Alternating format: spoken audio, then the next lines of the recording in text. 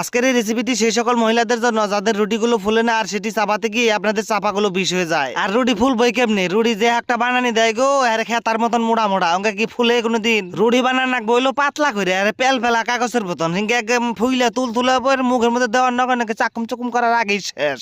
আর যে ডিজাইনের রুটি গুনিকে বানায় গো মুখের মধ্যে দিয়ে টান দিলে দাঁত ছিঁড়ে জায়গা তাও রুটি ছিঁড়ে না। আসল কথা হলো রুটি বানানি জানেই না, জানবো কেমনি? হিকেই নাই কোনোদিন। এই যে ভিডিওটা দেখেন দেখে হিকেন, নালে জামাই রাতে পেদানি খাইতে খাইতে পেট গুলিয়ে যাবো গা। আপনি গো বউরা তাও পারে, আমার বউ কালকে রুটি বানাইছে হিংকে খাইবার যে আমার 3টা দাঁত ছিঁড়ে গেছে গা।